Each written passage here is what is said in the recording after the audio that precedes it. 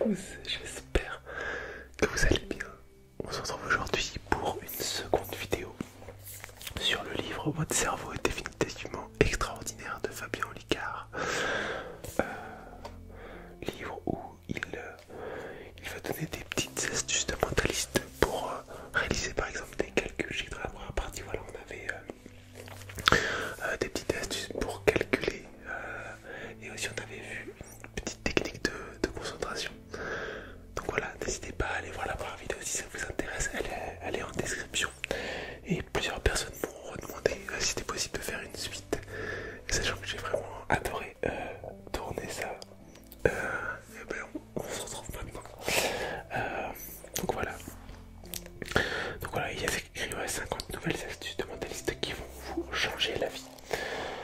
Je pense que je vais ouvrir un petit peu au pif le livre et on va voir un petit peu sur quoi on tombe. Ouais, vous voyez par exemple comment retenir un texte par cœur, la perception magique, mettre un chiffre au carré mentalement, les regards parlent autant que les mots, faire entrer la map monde dans votre cerveau, comment négocier une augmentation de salaire.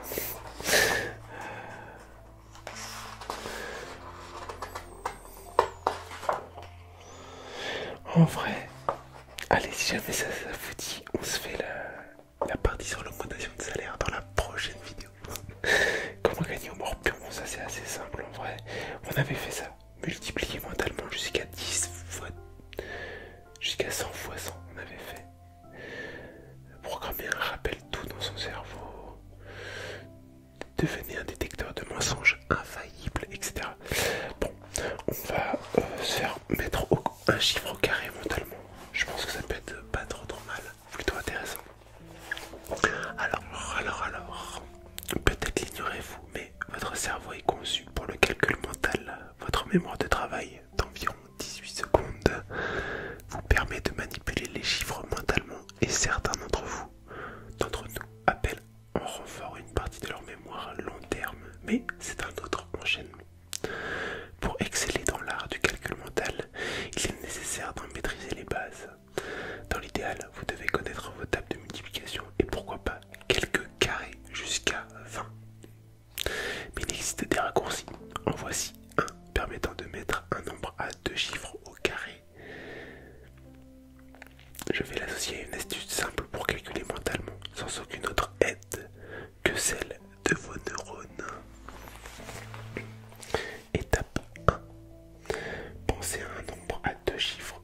Recherchez le multiple de 10 le plus proche de votre nombre. Retenez la différence entre votre nombre de départ et le nombre divisible par 10. Exemple, avec le nombre 62. Le multiple de 10 le plus proche est 60. Donc on fait la différence entre 62 et 60 qui est égale à 2. Pour plus de clarté, donnons un nom à ces éléments.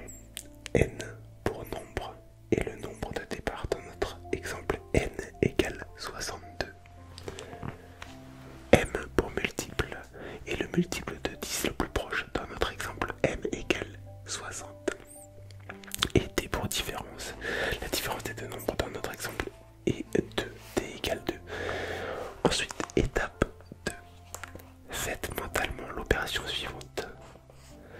Alors, on va faire n plus d, donc notre nombre plus la différence, donc ça fait 62 plus 2, donc 64.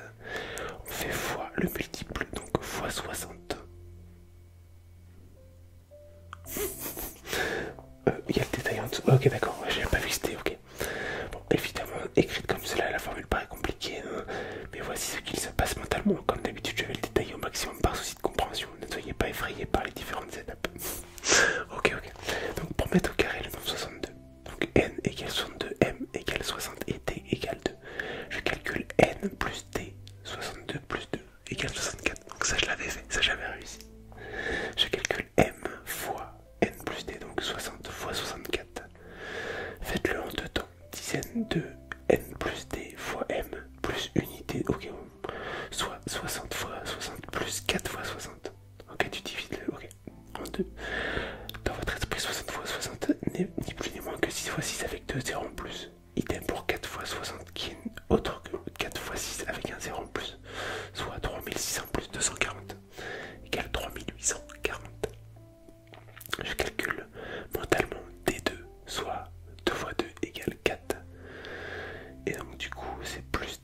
j'additionne mes deux résultats. 384 plus 4 égale... Attends, il y a une faute là. C'est 3840, ouais, plus 4 égale 3844. Le carré de 62 est donc 3844. Ok. Alors là, je pense qu'il va falloir encore plus de... En tout cas, il faut retenir la formule. Mais je pense qu'il va falloir limite plus d'entraînement que ce qu'on avait pu voir dans la première vidéo pour réussir à le maîtriser assez simplement, assez facilement. Que ce soit fluide, quoi. Conclusion. J'ai évidemment détaillé à l'extrême toutes les étapes. Il va sans dire que lorsque vous le faites, tout est plus fluide et quasi simultané dans votre esprit. Une fois la méthode retenue, vous ne mettrez que quelques secondes à faire le calcul. Si vous avez peur d'oublier un résultat intermédiaire, commencez par calculer T2, puis convertissez le résultat avec votre table de rappel pour stocker l'information le temps de faire les autres calculs. Pour terminer, je vous propose quelques exercices. Essayez de les faire en ne regardant que les étapes 1 et étape 2, puis vérifiez le résultat ci-dessous. En cas d'erreur, vous pouvez regarder le détail des calculs mentaux pour identifier la partie qui vous a posé problème. Ok. Alors, exercice 1, faire 58 au carré. 58 au carré. Du coup, il faut qu'on définisse le n, le m et le d. Donc, n c'est notre nombre, donc c'est 58. Le multiple le plus proche, donc ça va être 60. Et la différence, du coup, entre 58 et 60, ça va être 2 aussi. Si je suis pas fou. M égale à le multiple le plus proche. Alors dans l'exemple, le multiple le plus proche, lui, il prend 50. Il prend pas 60. Ok. Ok. Wow, bah... Du coup, ça fait... N plus D. Donc N plus D, ça fait 58 plus 8, qui est la différence du coup. Dans leur exemple là, comme il a pris 50 en multiple, ça fait 66. Désolé, mais c'est pas du tout clair, je sens que la vidéo là, c'est le bordel.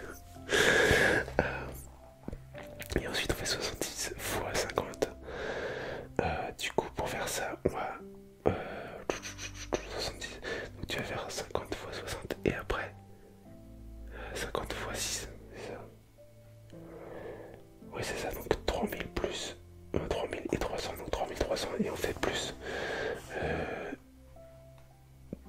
D2 qui est autre que 8 fois 8, du coup 64, ouais. Je sais pas si on va faire les autres exemples. Attends. Ah, j'ai une page qui est collée. Ouais, je suis pas sûr qu'on fasse les autres exemples, c'est trop dur. Trop dur à comprendre en plus en vidéo là. Qu'est-ce qu'on peut se faire un peu plus simple? Tiens, ça peut être drôle. Allez, n'oubliez plus jamais votre agenda.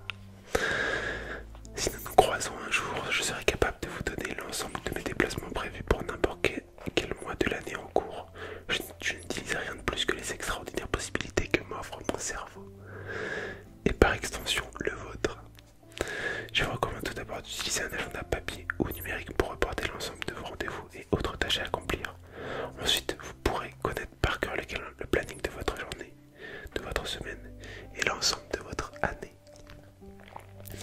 Pour l'ensemble de ces prouesses, nous allons utiliser 3 techniques que vous connaissez bien. Les histoires mentales, si possible un peu délirantes, la table de rappel pour les heures par exemple, et le palais mental pour la semaine et pour l'année. En bonus, je vous renvoie au chapitre Connaître tous les jours de l'année de votre cerveau est extraordinaire. Donc un autre livre, je suppose. Ouais. Pour savoir de manière simple quelle heure de la semaine tombe sur quelle date de l'année en cours, ou vers le chapitre Devenez plus fort que Chronos, page 46 de ce livre pour une méthode plus complète et plus complexe. Okay. On va simplement lire cette méthode. Alors pour le planning de la journée, rien de plus simple. Chaque soir ou chaque matin, vous allez consulter votre agenda physique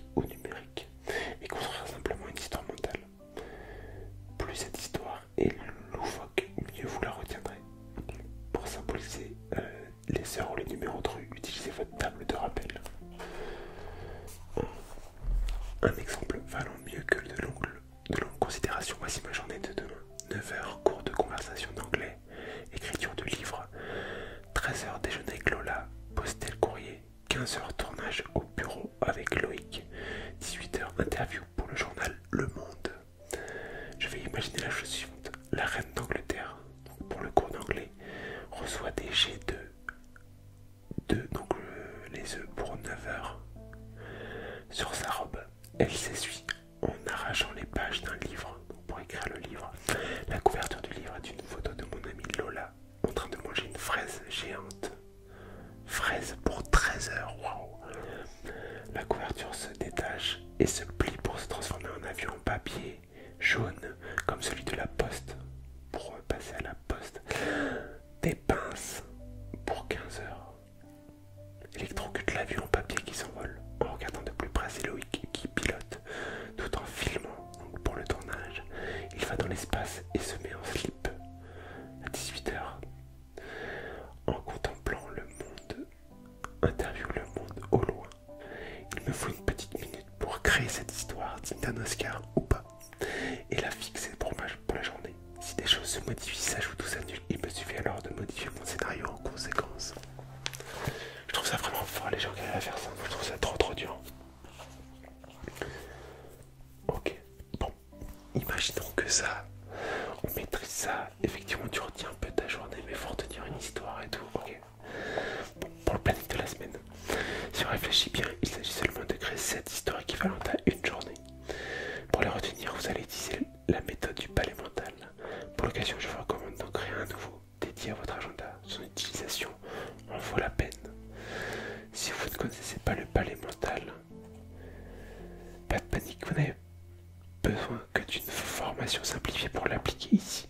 L'idée est d'imaginer un lieu que vous connaissez par cœur, par exemple votre chambre ou votre maison entière, et de déterminer un parcours imaginaire dans ce dernier. Par exemple l'entrée, puis la cuisine, le salon, la chambre et enfin la salle de bain. Vous pourrez par la suite déposer mentalement des images dans les pièces, et lorsque vous irez mentalement dans votre palais mental, les images que vous avez déposées vous reviendront à l'esprit. Et ça, je me souviens que quand j'avais été le voir en spectacle, du coup, je vous en avais parlé dans la première vidéo, je sais plus de quand ça date, mais je sais qu'il avait parlé du palais mental. Mais encore une fois, je trouve que c'est vachement compliqué pour quelqu'un qui n'a pas forcément l'habitude d'utiliser ça. Je pense que le fait de dire je me mets à utiliser cette technique pour essayer de retenir les choses et tout, je pense que ça vient pas comme ça en vrai. Je pense qu'il faut pas mal d'entraînement. Enfin, je pense. Personnellement, j'utilise un de mes anciens lieux de travail, le théâtre du Point Virgule à Paris, où j'ai joué mon spectacle durant 3 ans. Il comporte pour moi 7 lieux distincts. La billetterie correspond au lundi, la partie basse de la salle correspond au mardi, la scène correspond au mercredi, le balcon correspond au jeudi, la régie correspond au vendredi, les coulisses correspondent au samedi, les loges correspondent au dimanche. Imaginez ensuite une histoire correspondant à votre planning pour chaque jour de la semaine. Faites correspondre ces histoires avec le lieu renvoyant au jour. Si je reprends l'exemple précédent, j'aurais commencé par imaginer la reine d'Angleterre en train de vendre des places dans la billetterie. Vous pourrez modifier vos histoires au fur et à mesure des changements dans votre agenda. Je vous conseille aussi de prendre une image totem symbolisant une journée vierge sans rendez-vous. Vous pouvez par exemple utiliser un personnage précis ou un objet symbolique. Placez-le au jour où vous n'avez rien. Cette astuce vous permettra d'être certain que la journée est libre, plutôt que de vous demander si vous n'avez pas oublié. Et pour le planning de l'année, vous pouvez aussi placer les éléments clés de votre année dans un palais mental de 12 étapes différentes. Là encore, je vous recommande de prendre le temps de créer un nouveau palais dédié. Je sais que cela peut paraître long, mais n'oubliez jamais que vous êtes en train de créer des outils qui vous serviront toute la vie. Dans ce palais, vous allez placer des anniversaires, des déplacements, des faits marquants, des mariages, etc. Pour ma part, j'y place mes dates de tournée pour toujours savoir si je suis chez moi ou pas.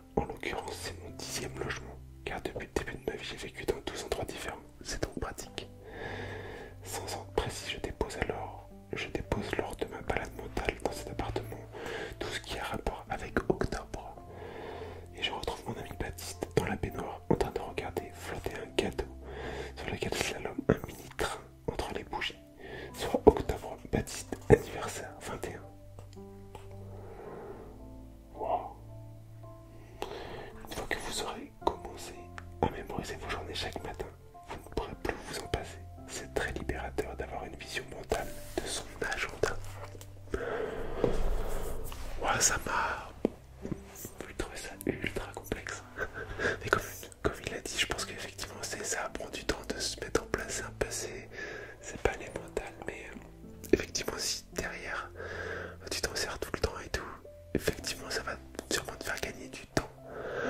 Et tu peux t'en servir toute la vie, effectivement, comme il dit. Donc je sais pas, je pense que ça peut être une bonne technique. Je sais pas si ça se trouve, vous l'appliquez déjà un petit peu ce genre de truc, même si vous appelez peut-être pas ça de cette façon-là dans votre vie pour retenir certaines dates ou ce que vous allez faire, certains événements, etc. En fait, je vous avoue que c'est pas du tout mon cas. Sur les dates, je suis pas incroyablement fort. Je me souviens effectivement de certains anniversaires de ma famille proche, etc. Ou si j'ai un événement particulier à tel moment, mais je sais pas, des petites dates précises. Parfois, je vais pas forcément les retenir si je les ai pas notées, quoi. Donc, effectivement, ça peut être pas mal, mais j'ai l'impression que c'est ultra complexe. Donc bon, je sais pas si ça peut vous intéresser encore une fois, hein, ce genre de technique, mais je vous les ai partagées. Bon, pour la première, elle est un peu difficile à voir, la formule et tout. Je vous noterai la formule bien évidemment sur l'écran au moment où j'en parle. Mais bon, c'est pas si simple que ça à mettre en place. Sur ce, je vais vous souhaiter